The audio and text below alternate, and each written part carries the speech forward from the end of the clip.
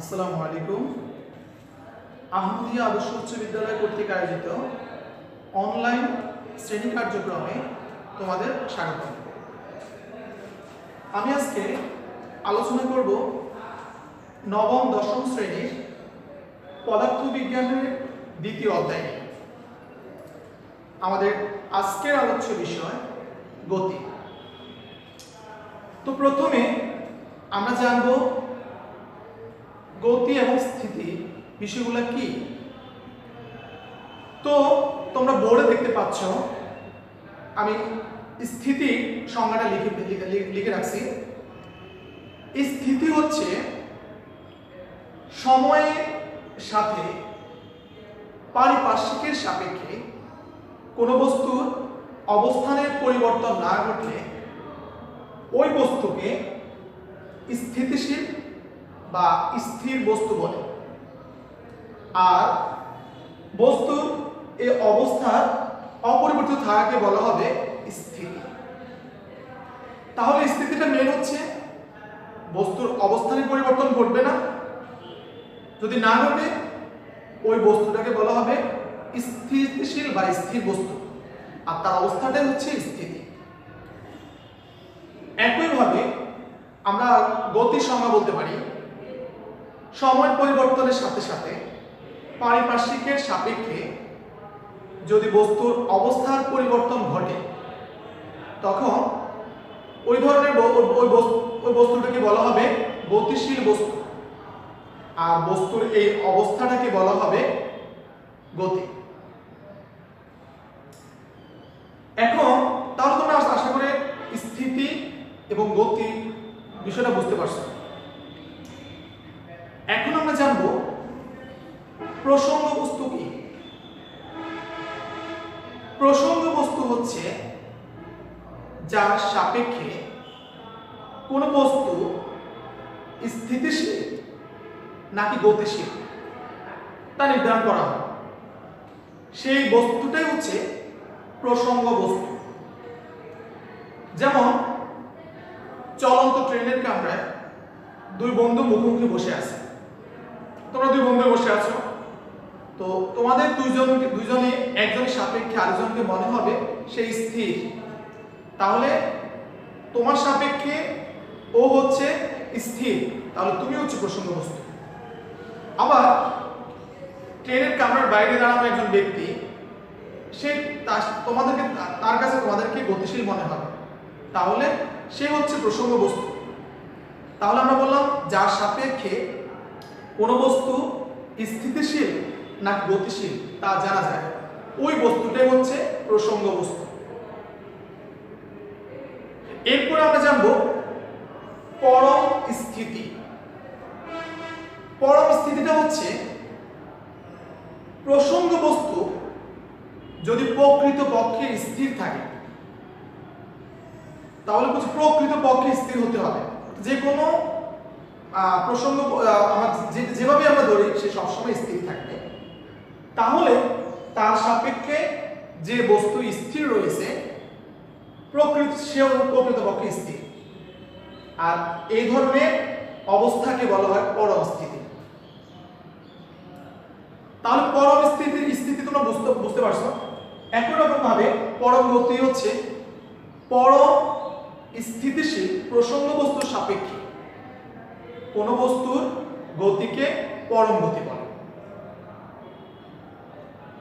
এখন আমাদের এই চ্যাপ্টারে একটা কোশ্চেন আসে প্রায় এরকম যে এই পৃথিবীতে সকল স্থিতি আপেক্ষিক, সকল গতি আপেক্ষিক, কোন স্থিতি বা গতি পরম নয়, ব্যাখ্যা করা। তো এটার অ্যান্সারটা হচ্ছে এই পৃথিবীতে এমন কোনো বস্তু পাওয়া সম্ভব নয় যা প্রকৃতপক্ষে স্থির রয়েছে। যেমন পৃথিবী সূর্যের চারদিকে প্রতিনিয়ত ঘুরতেছে, আর সূর্য তার গ্রহ নিয়ে ছায়াপথে ঘুরতেছে। এখন দেখো, তার মানে আমরা প্রকৃতপক্ষে স্থির কোনো বস্তু পাবো না, কারণ একজনকে স্থির মনে হলে আরেকজনের সাপেক্ষে সে কিন্তু গতিশীল, অর্থাৎ আবার গতিশীল কোনো বস্তু আরেকজনের সাপেক্ষে স্থিতিশীল।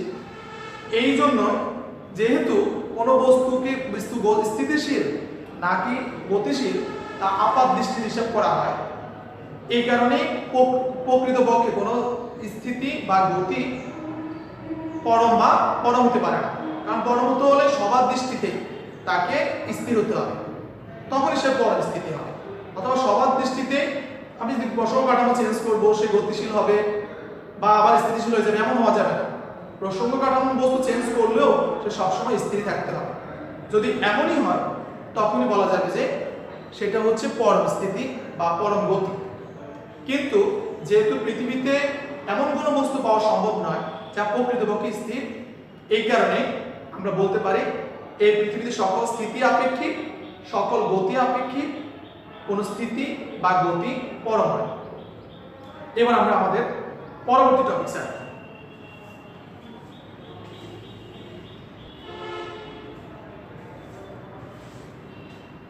এবার আমরা আলোচনা করব বিভিন্ন প্রকার গতি নিয়ে। তো তোমরা আমাদের গতি বিভিন্ন প্রকারের গতি আছে, তোমার রৈখিক গতি, চলন গতি, ঘূর্ণন গতি, এছাড়া হচ্ছে পর্যাবৃত্ত গতি এবং স্পন্দন গতি। তো আমি এখন পর্যাবৃত্ত গতি এবং স্পন্দন গতি নিয়ে আলোচনা করব, কারণ ওইগুলা রৈখিক গতি, ঘূর্ণন গতি, চলন গতি এগুলো মোটামুটি ইজি আছে, তোমরা এগুলো বুঝতে পারবা। এখন পর্যাবৃত্ত গতি হচ্ছে কি? পর্যাবৃত্ত গতি সম্পন্ন কোনো বস্তুর গতি যদি এমন হয় যে এটি একটি নির্দিষ্ট বিন্দুকে একটি নির্দিষ্ট সময় পর একই দিক থেকে অতিক্রম করে, তবে বস্তুর সেই গতিকে বলা হবে পর্যাবৃত্ত গতি। তাহলে আমি বললাম একটা নির্দিষ্ট বিন্দুকে একটি নির্দিষ্ট সময় পর একই দিক থেকে অতিক্রম করে, সেটা হচ্ছে পর্যাবৃত্ত গতি। যেমন আমরা বলতে পারি বৈদ্যুতিক পাখার গতি। দেখো বৈদ্যুতিক পাখা কিন্তু একটা নির্দিষ্ট বিন্দুকে কেন্দ্র করে ঘুরবে এবং এই যে তাদের যে ডানাগুলা সেগুলো নির্দিষ্ট সময় পর একই দিক থেকে বারবার অতিক্রম করে। তাই বৈদ্যুতিক পাখার গতিটা হচ্ছে একটি পর্যাবৃত্ত গতি। এছাড়া আমরা বলতে পারি সূর্যের চারদিকে পৃথিবীর গতি, কারণ পৃথিবীটাও সূর্যের চারদিকে 365 দিনে একবার একই দিক থেকে বারবার ঘুরতে থাকে, তারা অতিক্রম করবে, এই কারণে এটা একটা পর্যাবৃত্ত গতি। এছাড়াও আমরা বলতে পারি যেমন ঘড়ির কাঁটার গতি। ঘড়ির কাঁটাও দেখো একটা নির্দিষ্ট দিকে ঘুরবে এবং একটা নির্দিষ্ট বিন্দুকে নির্দিষ্ট সময় পর পরে অতিক্রম করবে। তাহলে যদি কোনো বস্তু গতিশীল বস্তু যদি তার গতি নির্দিষ্ট বিন্দুকে কেন্দ্র করে একটি নির্দিষ্ট সময় পর নির্দিষ্ট দিকে অতিক্রম করে, তাহলে তার গতিকে পর্যাবৃত্ত গতি বলে। এবার আমরা জানবো স্পন্দন গতিটা কি। স্পন্দন গতি হচ্ছে কোন গতিশীল বস্তু কণার গতি যদি এমন হয় যে এটি পর্যায়কালের অর্ধেক সময় কোনো একদিকে এবং বাকি অর্ধেক সময় পর্যায়কালের বিপরীত দিকে অতিক্রম করে, তবে তার গতিকে স্পন্দন গতি বলে। এখন পর্যায়কাল বলতে কি বোঝায়? অর্থাৎ বস্তুটি যেমন আমাদের যদি ঘড়ির কাঁটা পুরো 12টা থেকে শুরু করে আবার 12টা গিয়ে আসবে, টোটাল তার যে ঘুরবে এটাই তার পর্যায়কাল। তো আমরা স্পন্দন গতিতে আমরা উদাহরণ দিতে পারি, যেমন দোলনার গতি।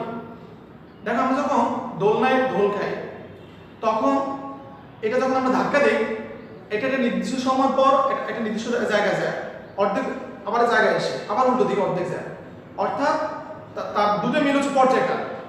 তার পর্যায়কালে অর্ধেক সময় সে একদিকে থাকে আর বাকি অর্ধেক সময় সে তার বিপরীত দিকে থাকে। তাহলে বস্তুর এই ধরনের গতিটা হচ্ছে স্পন্দন গতি।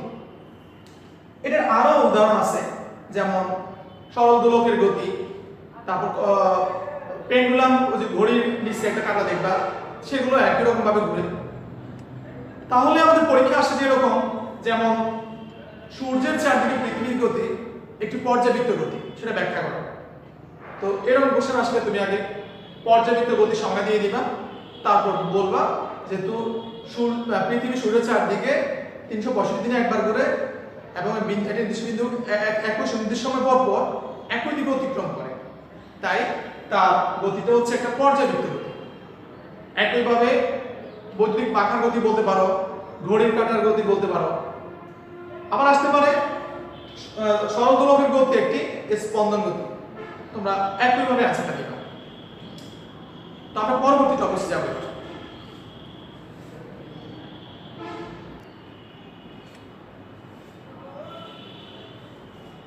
এবার আমরা জানবো স্কেলার রাশি এবং ভেক্টর রাশি নিয়ে।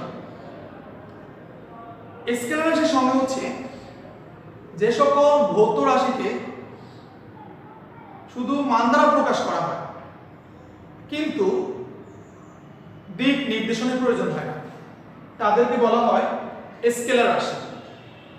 যেমন আমরা বললাম দৈর্ঘ্য, ভর, দ্রুতি, কাজ, এসব বিষয়গুলোর জন্য শুধু মানটা লাগলেই হয়।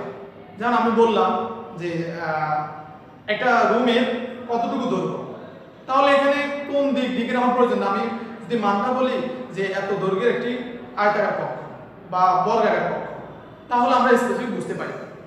যেহেতু দৈর্ঘ্যের জন্য কোনো দিকের প্রয়োজন হয় না, শুধু মান হলেই হয়, তাই দৈর্ঘ্য হচ্ছে একটি স্কেলার রাশি।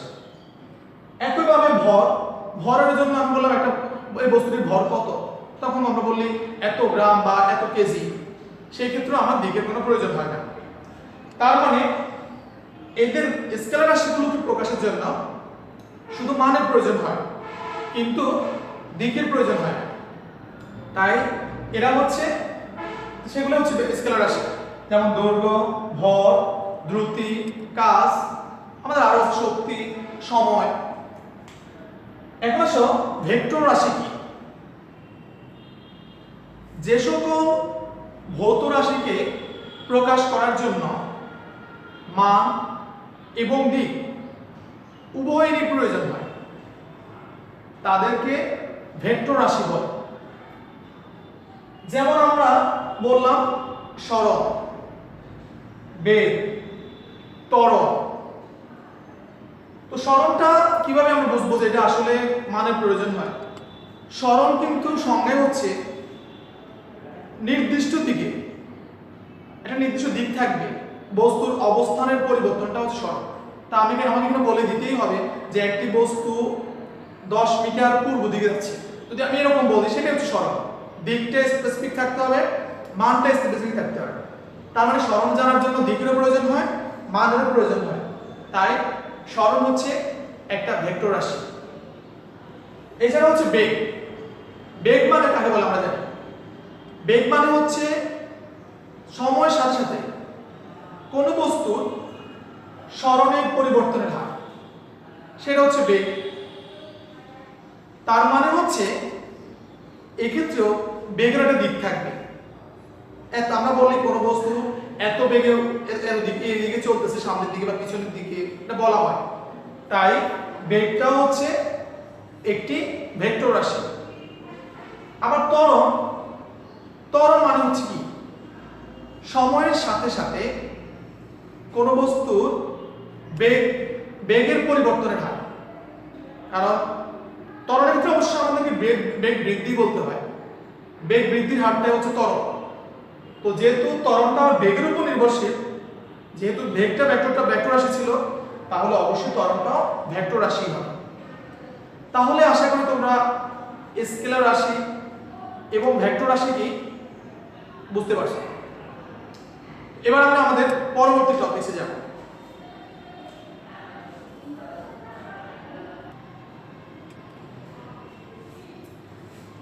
এখন আমরা ফিজিক্সের আরো কিছু নতুন টপিকে জানবো।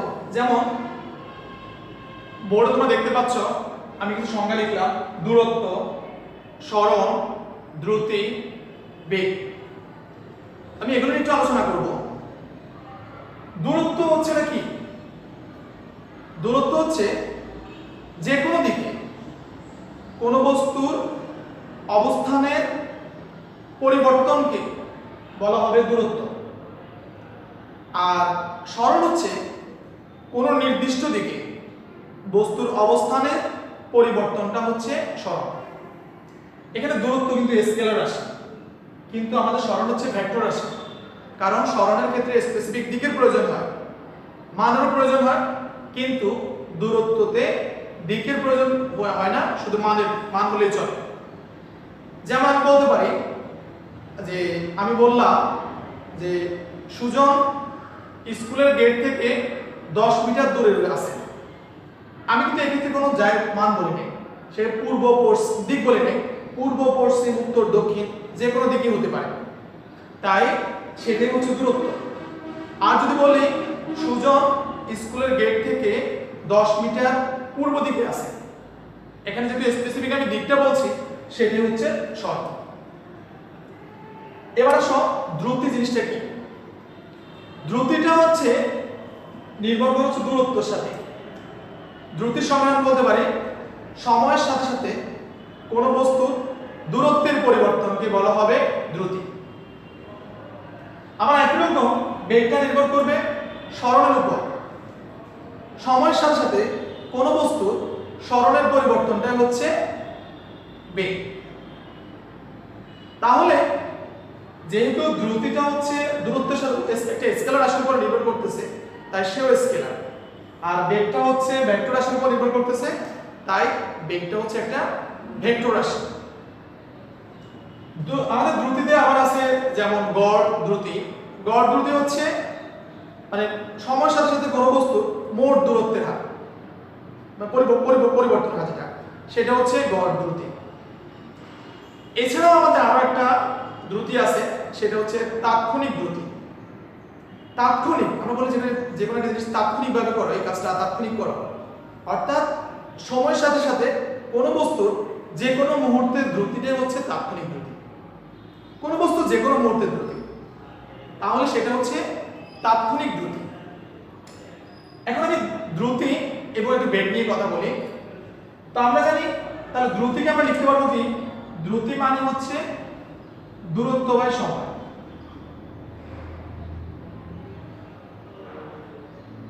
আর বেগ মানে আমি লিখতে পারি সরণ বাই সময়।